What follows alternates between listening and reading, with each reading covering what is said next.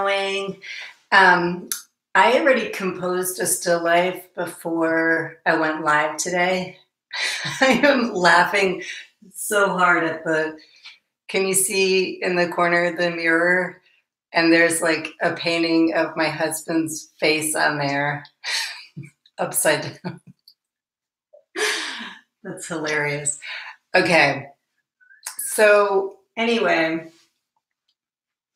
I already composed a still life, and I feel like composing a still life is its own really fun art form anyway.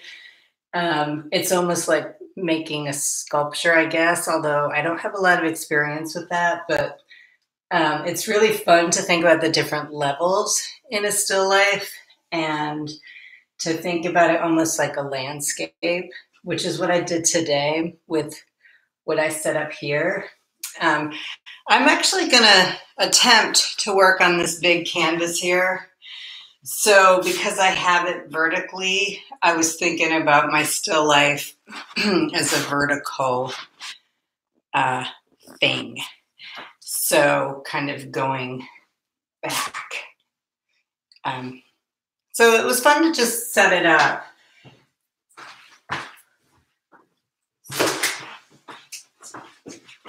So you might take some time to do that, or if you just want to work from one or two objects today, that's good too. I was going to start off with just doing some drawing because I haven't really talked a lot about drawing. Hi, Joanne. So I want to talk a little bit about contour drawing. I know in my classes at AB Tech, I don't really get a lot of time to talk about that. So I'm going to talk about that first of all. And today, before we start painting, I mean, we might not even get into the paint today. I really don't know how it's going to go, but I was thinking that we could spend a little time just drawing first. So if you have different drawing tools, like I have these really cool markers. Again, I don't want to show labels because the last time I did that, I was kicked off of the feed, although now I'm realizing there's all these paint labels in the still life. Labels are everywhere. It's hard to escape them. But anyway, I really like this marker. It's a paint marker, Pitt Artist Pen, big brush. And it has this really cool tip to it. And you can get some really nice variations in your line. So you can get like a nice wide line or a nice thin line. And I got a whole bunch of these for Christmas, so I'd like to use some of them. But I thought we could start today by just doing some contour drawings. So with the contour drawing, you're just going to be drawing the outlines of things. Don't worry about doing any shading in just yet. Just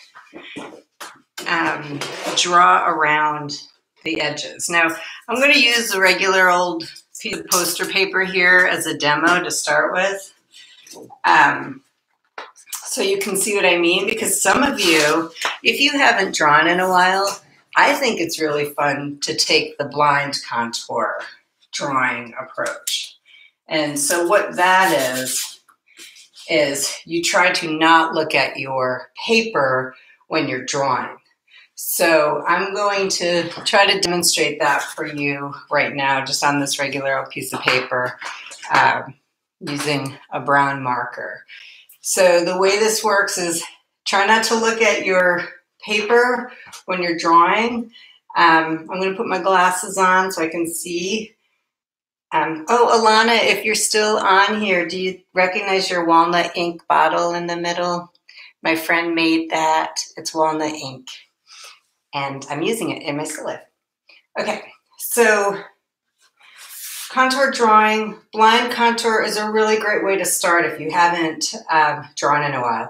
So basically what you're going to do is, I'm going to actually work on the little tape dispenser down there in the corner. And what you want to try to do, if I can see this, okay. Don't look at your paper. And just try to, oops, see I just did. very slowly, like the way the description I got one time is, imagine there's an ant walking around, walking over the edges of your object in front of you. And you are just following that ant's trail. That is what a contour drawing is. You're just drawing the outlines of things. Blind contour means you're not looking at your paper. There's other little things you can try. For example, you can try not lifting your pen off the paper, or doing half blind, half regular, like looking at the paper. Either way is fine. So there's my blind contour. And the thing that's fun about them is that they always are going to look kind of funky, which is what's fun. Hi, Jennifer. Do you recognize those two little drawings over there on my thing? That's your daughter's mermaid and unicorn. Okay. I'm going to do another blind contour right now. I'll work with a red pen, and I am going to attempt to do, let's see, my sneakers in the back here. Do my purple pen.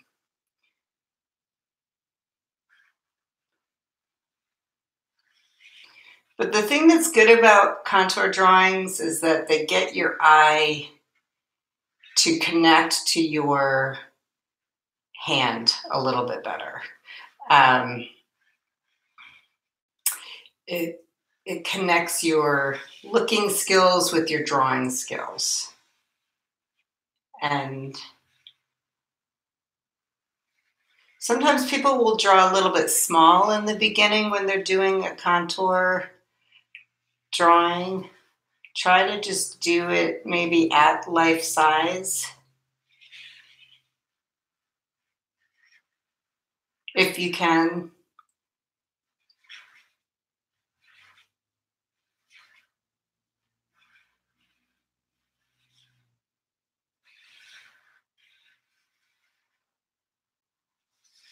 All right, there's my sneaker. So I hope you all are trying this at home. This is a nice way to just kind of warm up. I have some hand sanitizer down there. I figured it's the season for that, right? So I'll do a little study. And this time I'm going to actually look at the bottle. I almost don't want to admit that because the drawing will probably still come out pretty wonky, but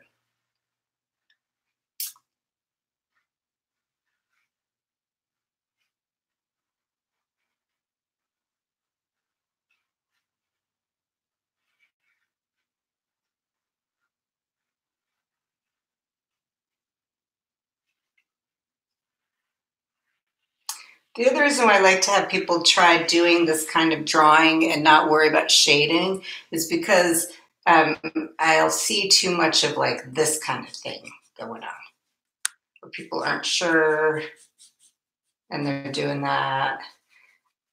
Or they have their pencil and they're erasing every 15 seconds. So just try to commit to the line and make the drawing. And if it comes out funky, I think that's good. It gives it character. And with more practice, you get a little more precise with your drawings. Another fun thing to play around with is line variation when you're drawing these contour drawings. So, like I said, with this pen, it's so fun with this brush tip. So, maybe with the leaves, let's turn this around. The leaves of that tree there, I could play around with having a really wide line and then a thin line. Because line variation like that gives some interest to a drawing or even a painting if you're going to be doing this with the brush.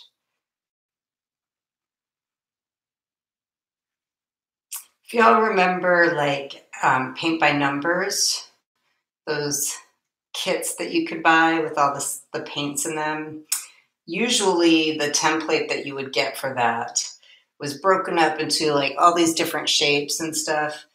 That is a great example of a really intricate contour drawing. There wasn't any shading involved.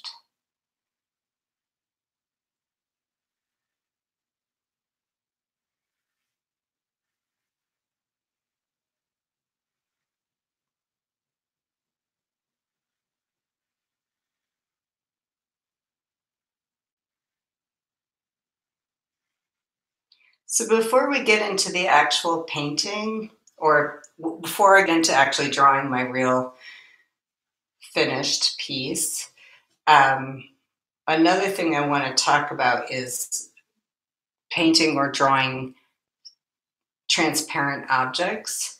Any kind of glass or plastic or whatever that you can see through, you want to make sure you're depicting the things that you see in it and through it. So if I can see the stems in here, I want to put that.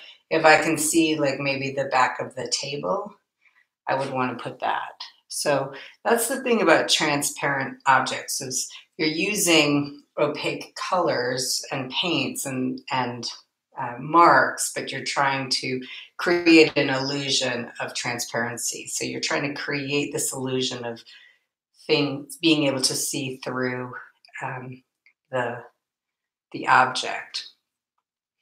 Another thing to be looking at today when you're drawing are the openings of things. Now I'm standing over this, so I'm going to see like the openings of the bowl, let's say. Standing from this angle, I'll see more of the opening of the bowl and less of the actual bowl. But if I was looking at it straight on, I would see not very much of the opening and more of the side of the bowl. So things like that are also good to be aware of when you're working today. There's so many little things. Shiny objects, look for the little, like if this bowl was shiny, look for the little highlight details or, you know, reflections or something that you might see on the surface of it. Some of those shadows. Look for those things also today when you're drawing your still life. So I just wanted to kind of take a little time to just go over those basic drawing things to think about today as you work on your still life. Now, like I said, I have a more complex still life set up over here, but if you're just drawing from one thing or just a couple things, great. I like to have variation in my still lifes. I like to have things with interesting negative shapes. So, you know, I love like bottles like this because I love these kind of little shapes and stuff in them. So I look for stuff like that in my still life. I'll also look for personal objects that maybe describe this moment or this time, or things that just are kind of interesting together. Things that might be surprising or unexpected in a still life, I think is really fun as well. I didn't really put a lot of that in here, but you know, weird personal objects can be really fun to work from as well. So I'm going to start off today by just putting down a drawing first of my still life. So something that might help you if you are working from life. We do have lots of technology these days in the world. People think this is cheating, and over I say, no, it isn't, because we're working with the tools that we have around us. So if you want to work from a photograph, sometimes it helps you to just see how this looks already flattened in a two-dimensional plane, or this can help you lay out your composition. So, I might just kind of look at this and think, like, what could be an interesting way to compose my piece here using my phone. So, I have that. I'm not going to actually work from this, but just kind of helping me to maybe think about how I might break up my composition or my canvas when I'm working on it. So you might do that, and also just refer to it if you ever get stuck. I mean, this shows already how to, it's flattened the image for you. But working directly from life has really wonderful advantages. So I always like to encourage people to try to work from life, use the photo if you need to, whatever gets you through it. It's all good. Okay, so I'm going to just start by very lightly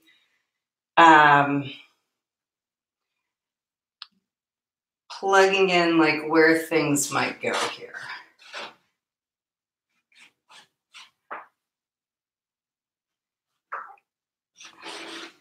I am going to put that little chair back there.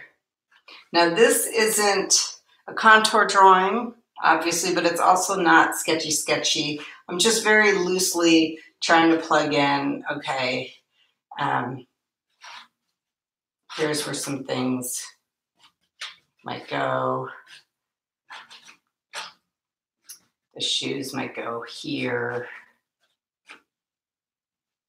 And I'm not worried about having extraneous marks on my canvas either, because, I'm always going to paint over it. And maybe some of those lines will show up in the end, but there's nothing wrong with that.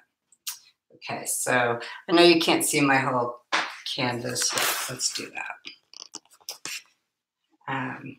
So this is maybe where I'm going to plug in the fruit bowl, the walnut ink bottle. Oh, and then another thing I do a lot is I'll move objects around. I mean, don't think just because you put that up, you're stuck with that. You can always move things around and shift things to however you need. So that's going to go there. This, the can, go here. Like sometimes I will kind of separate things if I need to. Just do whatever I got to do. So the tape dispenser will be up here in front. And then I want to make sure the glue thing doesn't. So there's an interesting thing called a tangent. And we often come across this when we're doing still life. So I have like a tube of glue down there. So if it lands like right here at the end of my, like right there at the very bottom of my canvas, that's something that's called a tangent. And apparently it's not desirable. You either want to think about getting your object snugly all the way inside the margin, like, maybe 1/4 of an inch or so in from the edge, or make it go off, like maybe the glue container would totally go off and you wouldn't see that bottom of it. So things like that, be aware of. I notice a lot of times people, like, they're doing a wine glass and they do like the bottom of the wine glass right there. And then they do everything. You want to either like snugly get everything on the page or have some things go off the page. There's also someone I remember hearing one time that said you should have things go off the page in three parts of the canvas. I don't know. I don't pay attention to stuff like that, but stuff like the tube of paint just right there ending at the corner of the page or at the very edge of the page. I try to be aware of that and try to avoid things like that. I mean, of course, you can do something like that intentionally, and it contributes a certain kind of tension to the painting. Thanks, Alana. I'm glad you like the sneaker. Okay, so now I have that on there. So what I might do is, if that's an issue, I could like maybe move this. Maybe I'll do that. There. That's not an issue for me.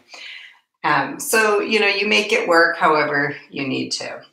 So let's see. I'll come in here. I'm going to actually start to maybe draw some of this stuff in here now. So if you want to switch up your drawing tools, if you want to try working with a different color marker just for fun, or a pen or a charcoal or something like that, I'm going to do a lighter color now of this marker.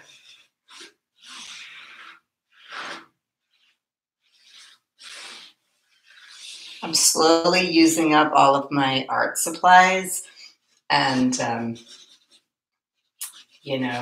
sometimes I tell myself I just want to use up all the art supplies and then get new art supplies, but that's very difficult. Okay, so that might be my bowl, and I'll kind of sketch in here where the different little fruits are going to go.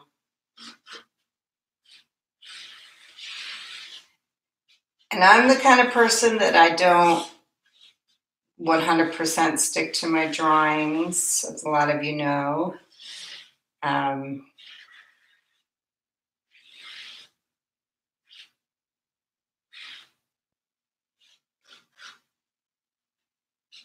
where the lemon's going to go.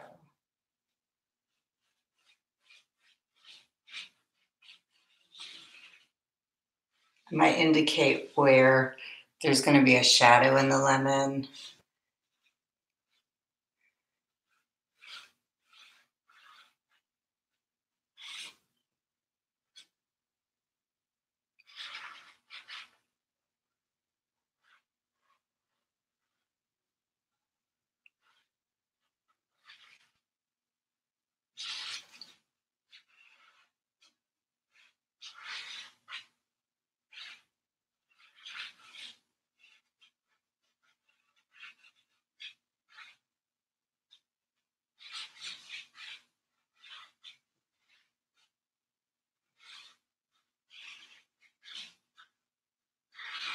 Another thing when you're drawing your still life, the objects that are up front are going to be depicted larger than the things in the back. So even looking at this through your screen, you can see that the chair or the sneakers in the background, if you hold up your fingers and compare them, they are compare them to the size of the tape dispenser, for example. In reality, the tape dispenser is a lot smaller, but in this situation, it's only a little bit smaller. So you want to think about things like that, like as things recede, or as things recede in your picture, in the pictorial plane, they get a little bit smaller. We all know about the whole perspective thing. So think about that too, the size of something in the back compared to something in the foreground. Like a good example is if I hold my hand up right there, it's huge. And the sneakers are small back there. So think about that when you're sketching out your drawing here. I'm going to switch up my marker.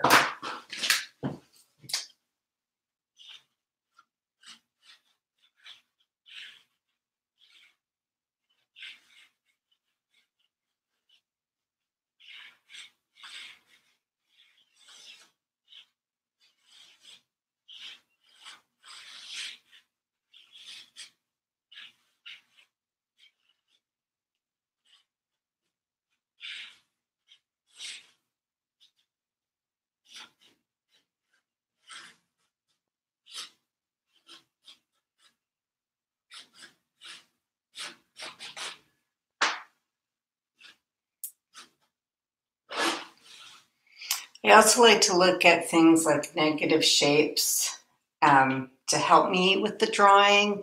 So looking at the spaces in between things as much as the actual objects themselves really helps a lot also. So one thing I'm noticing is if this is where my sneakers are, I'm looking at the bowl in relationship to the sneakers. Okay. And for some reason, I'm the kind of person, it all makes more sense when I actually start painting. But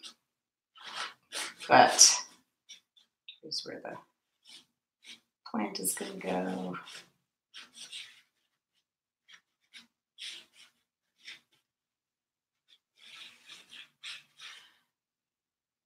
Hi, Charlotte. Great to see you.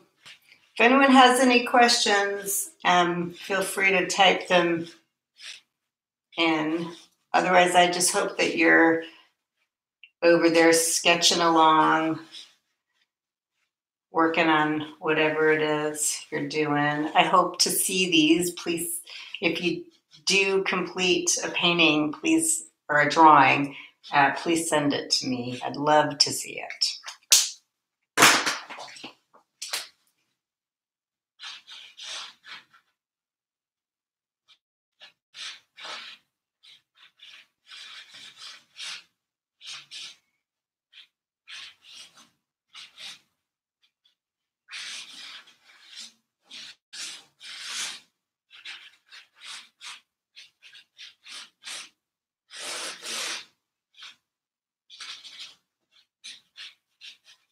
I really like using these markers. I mean, this isn't, I wish I was getting paid, but these markers are really great for also like blending and like when you paint, they are, I think, actual paint.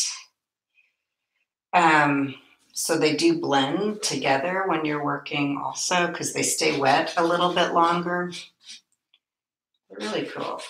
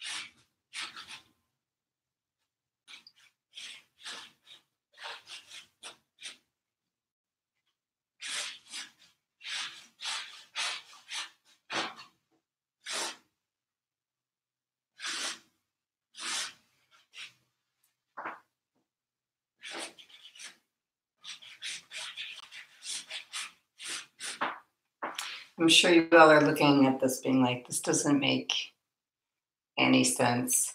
For me, it does, but so the table, that's not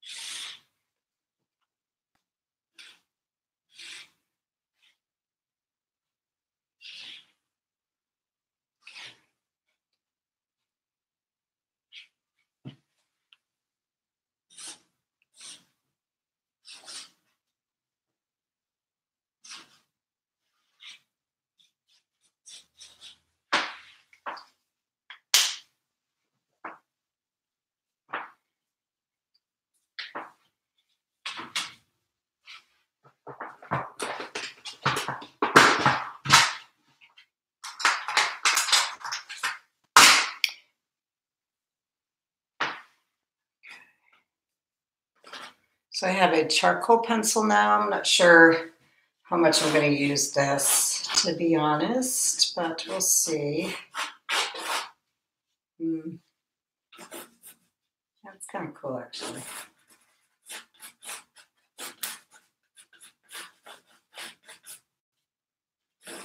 It's hard to see that.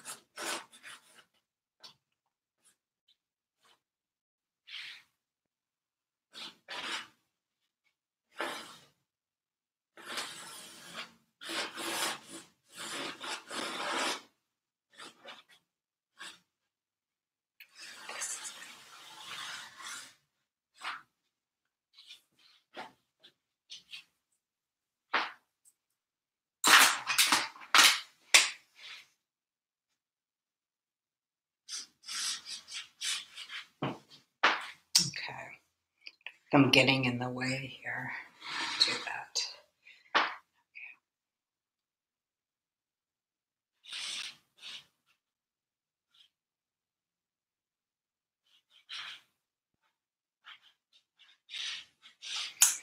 Someone had said that once got a word of advice to try to do at least one thing in your still life that's at life size.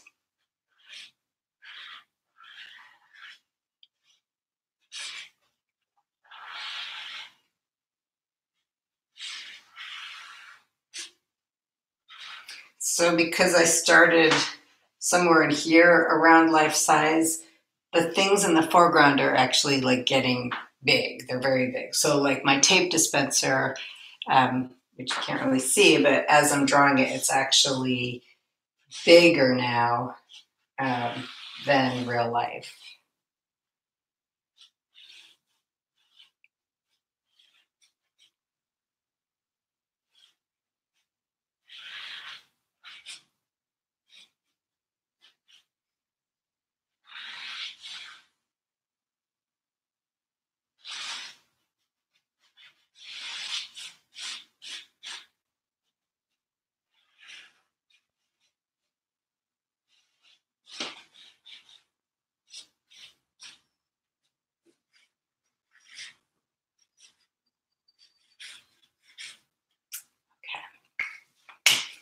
So I'm feeling really close to starting to paint, and that's just might be my impulse as a painter. I'm also working on canvas, which makes me want to paint.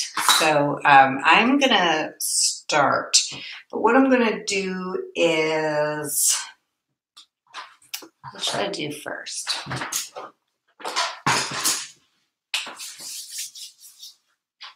think what I'm going to do is take a medium value color and go in and establish this sketch a little bit better for myself.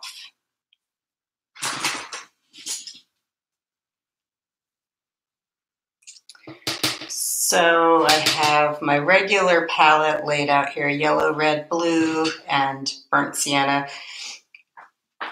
I'll put a little bit of white down and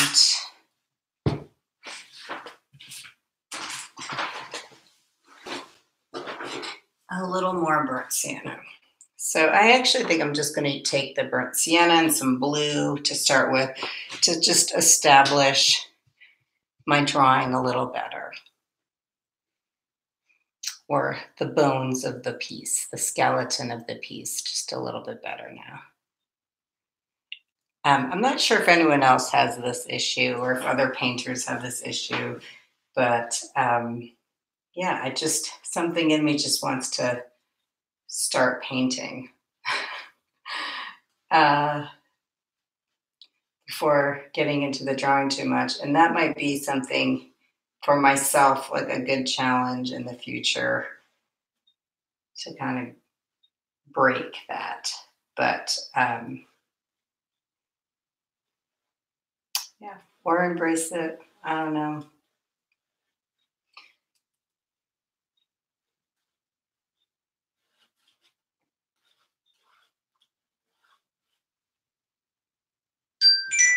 Uh-oh. I had a phone call.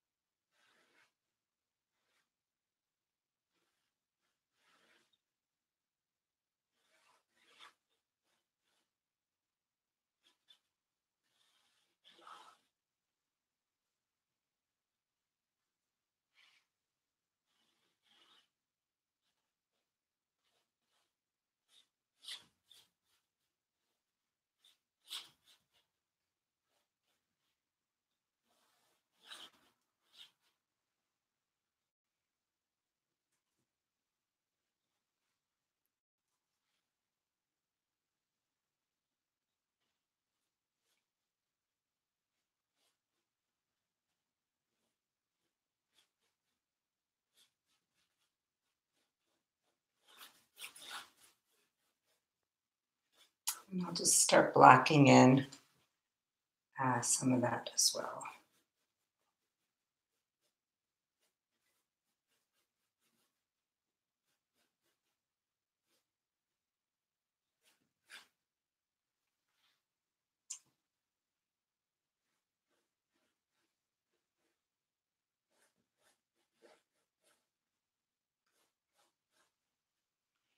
How's everyone doing?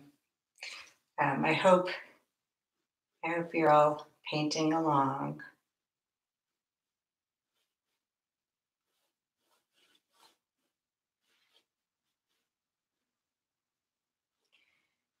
I did recently hear, if you do like doing still lifes, I love doing still lifes.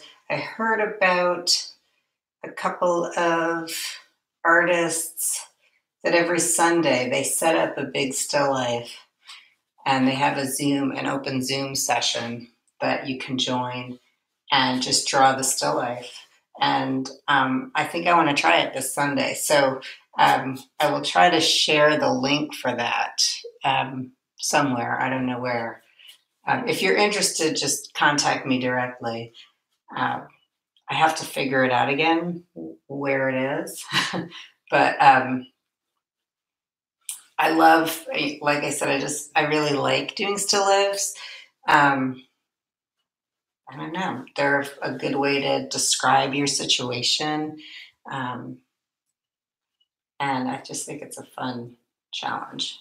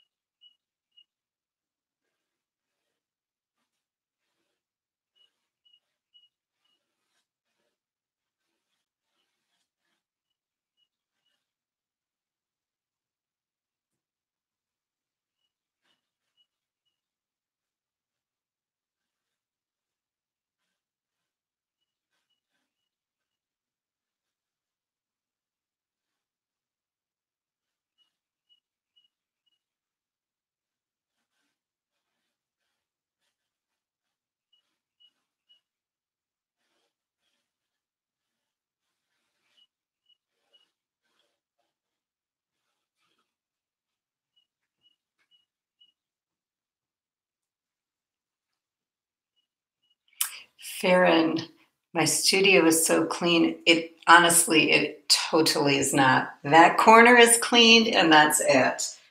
Uh, Maybe, yeah. What's to the left of me? No, everything else is total chaos. But I'm glad that it appears like it's clean.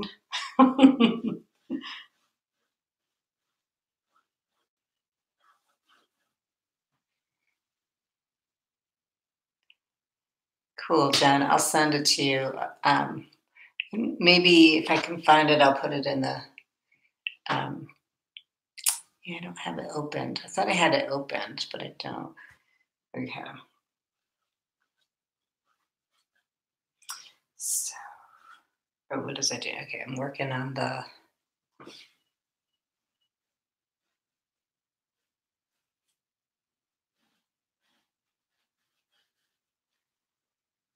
Hi, Farron, by the way. Really good to see you.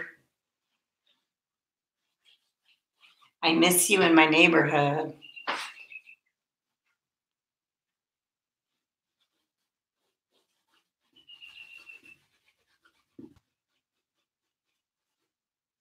Sorry, y'all can't see this little corner I'm working on right now.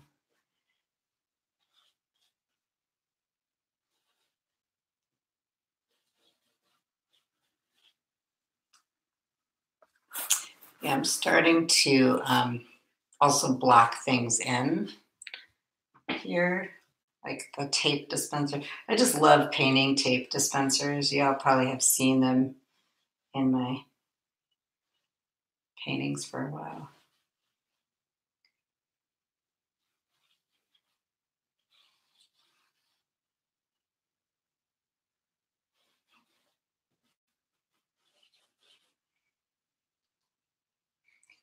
So for silver, for metallics, I usually take brown and blue with some white um, to convey a gray. I'm just going to black this in real loose. In fact, I'm going to go with a bigger brush.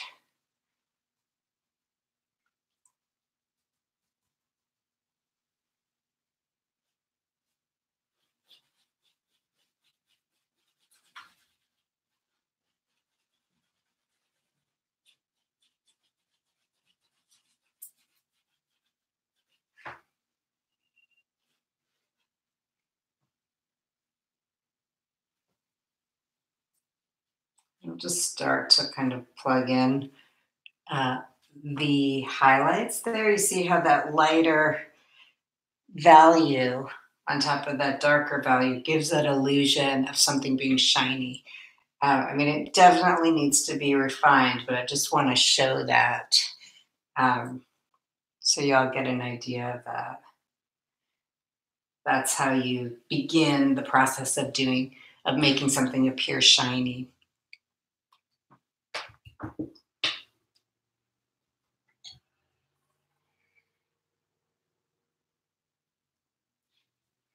So on the flip side, like I might come in with some darker values also. You can see that.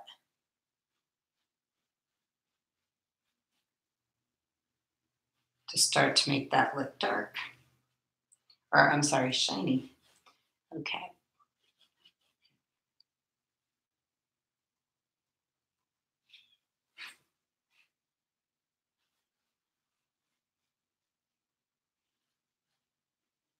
So now I've got some brushes.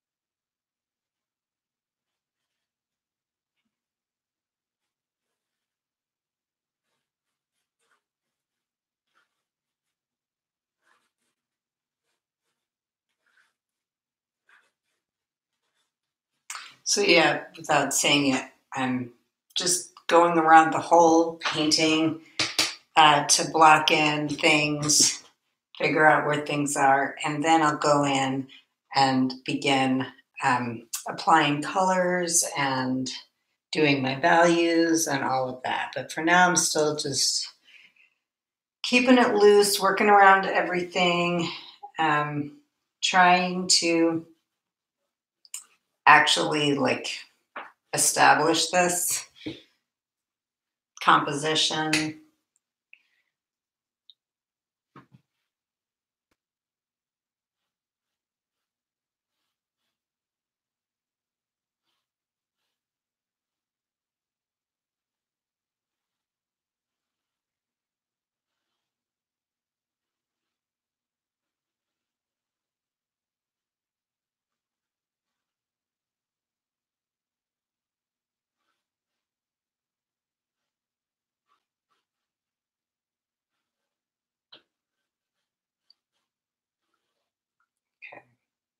See, I have this wrong.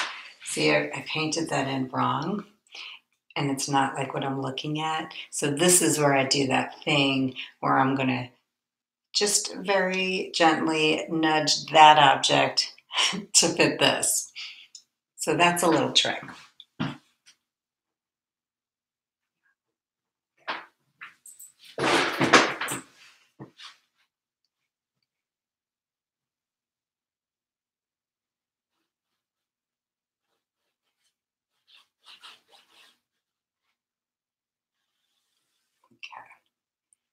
This is when I'm going to get the big brush out now. I'm having an issue with the edge of the table. I'm not quite sure where that's going.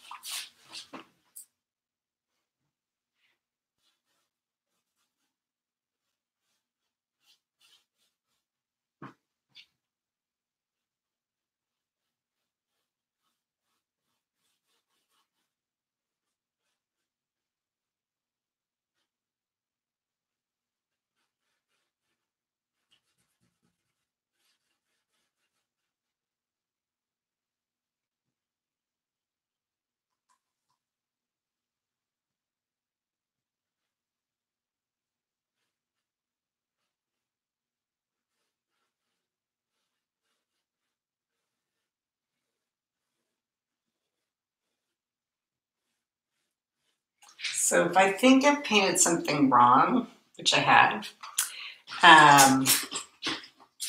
don't despair if this happens to you. Just take a clean brush, take some white paint or whatever kind of paint you have. You know, if this was yellow, I would take yellow paint, and I'm just going to paint out where I think I made a mistake. So this is what I love about acrylics. They're really forgiving this way. If I think I've made a mistake, I can always come back in and correct it.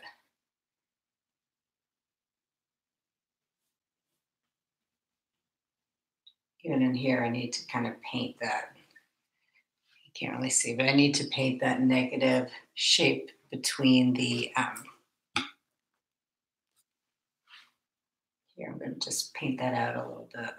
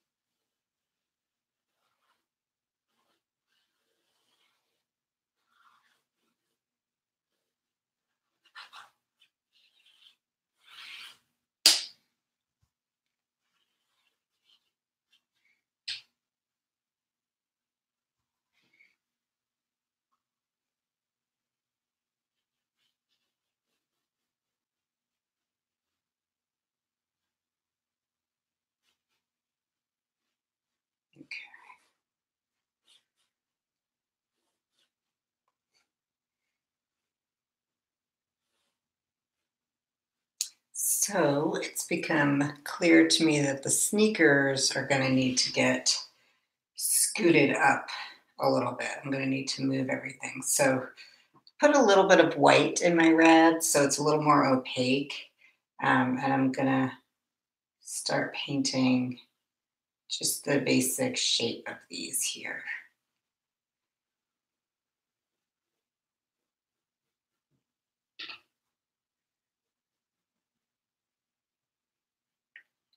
So the bottom of them, the sole will go there.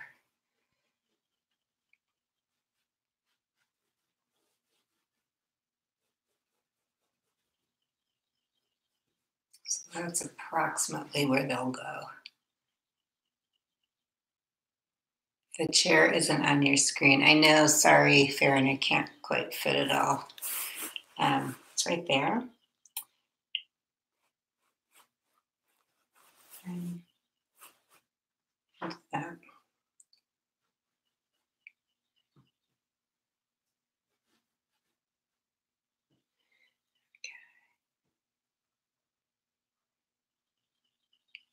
So the white of the sneaker over here.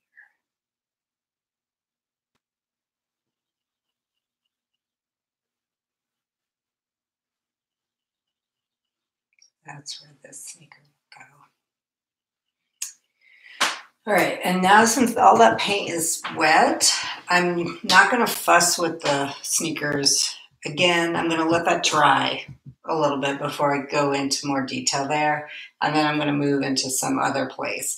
Something I like to do is the easy stuff, the fun stuff.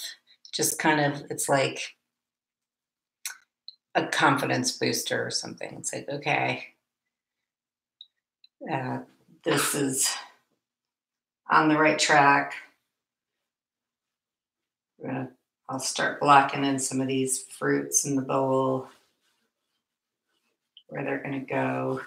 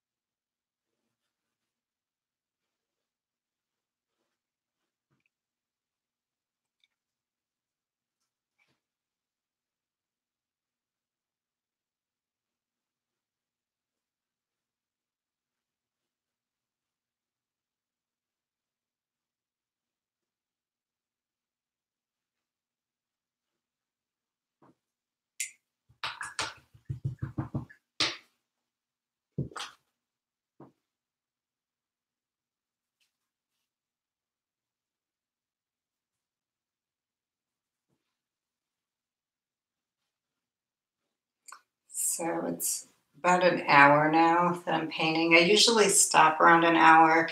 I'm just enjoying this process, so I'm going to keep going along here. But, if you need to log off, maybe check back in after the feed goes up um,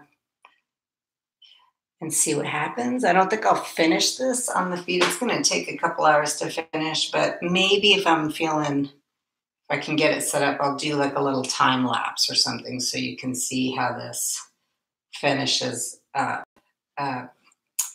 But let's see, I wanted to keep some things scheduled so you would know what to expect.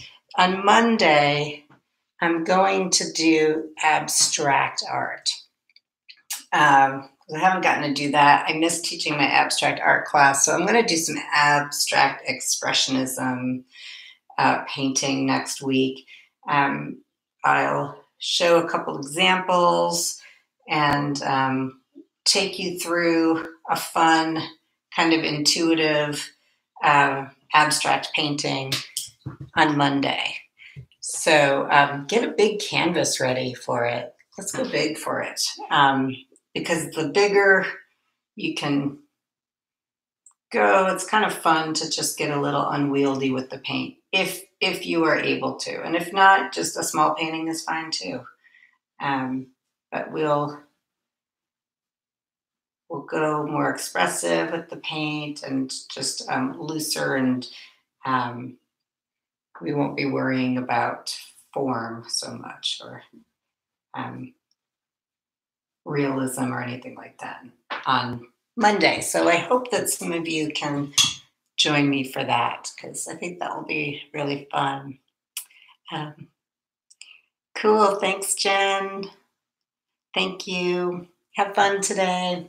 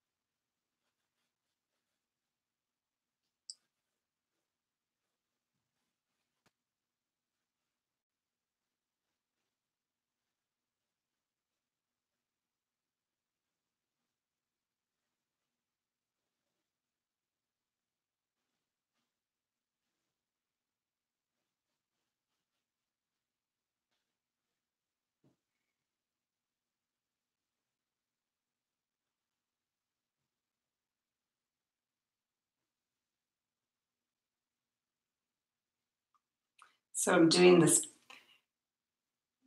plastic bottle, and there are like little shiny details on it. So that's where I would do just these little touches of highlights in there to convey the shininess. And again, this is just really loose, but I hope you can see the start of that concept there.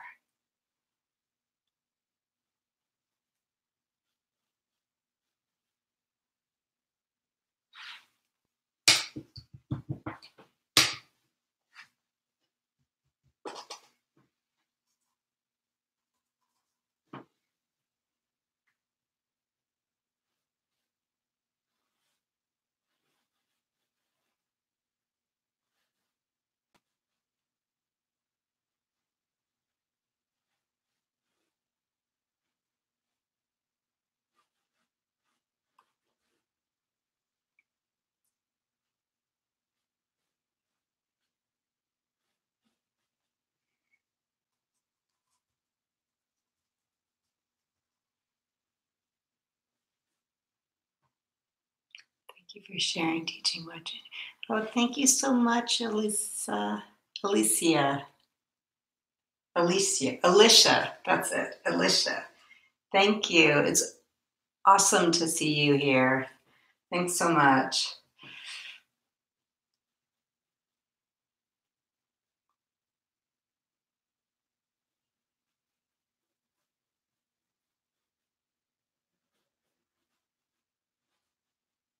So this gray mass is going to be a clear jar, but I'm just blocking in something here.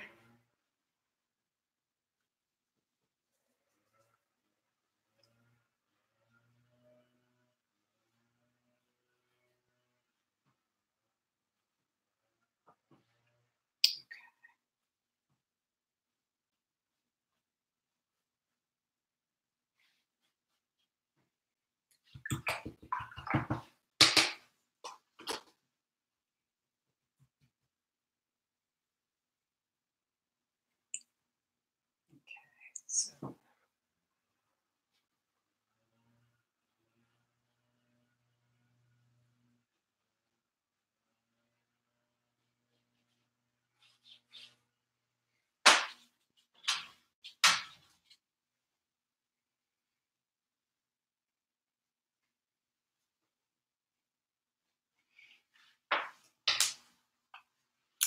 So just one more thing I want to show is, remember the blobette? I talk about the blobette right there. All those colors in my white paint. To me, this is so yummy. Like, I always get students being like, oh my gosh, what do I do with this? I can't use my white anymore. And I'm like, no, this is the best part. This is like dessert. This is when I take my brush, I mix all that stuff together for a really cool, like neutral color, whatever it is. Because I'm not using black, it's not going to get too gray. So I mix it all together, and I'm going to start using this now maybe to clean up some of these edges here around this piece.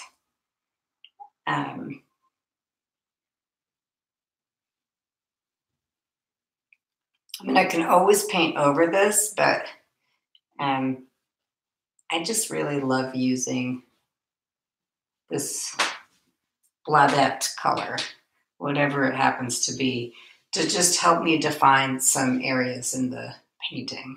So maybe also painting over something, painting in highlights or shadows.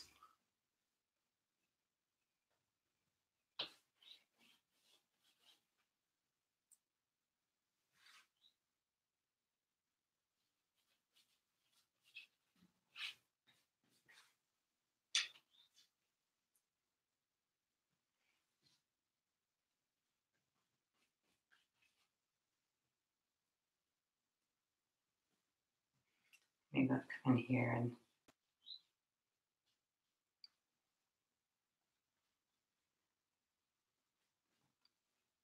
if you are painting from life in your studio, it is somewhat like painting plein air, because the light changes. I mean, the light has been shifting a lot in the studio. So you have to deal with that kind of stuff also.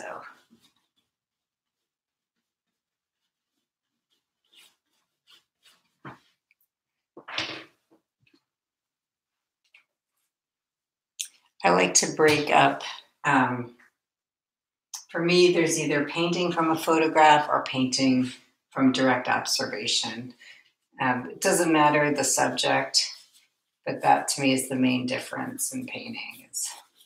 And I love working from direct observation from life. I think it's so fun. It's such a fun challenge.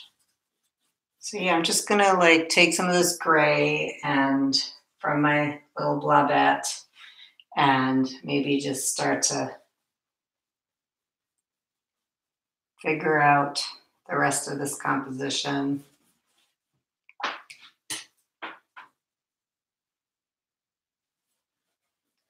think I want to put, there's a door back here, so I think I am going to put that in.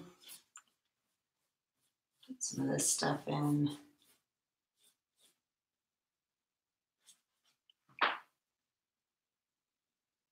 Actually, the door knob would go around there.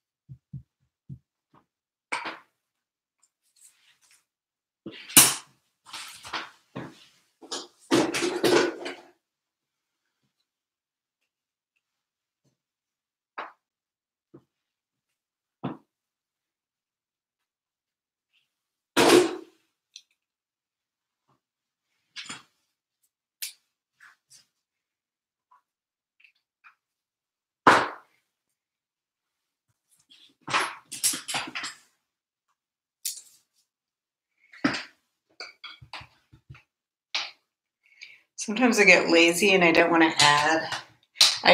It's like I run out of paint on my palette and I just I don't want to stop what I'm doing to add more paint, but you know, you just gotta.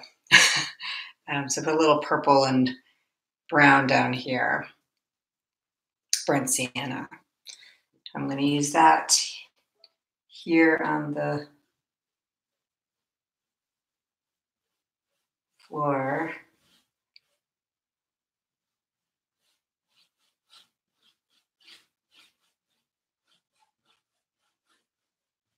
I'm letting edges kind of overlap for now. I'm not trying to keep it all super confined just yet. This is still even before the underpainting, I'm just kind of blocking it all down.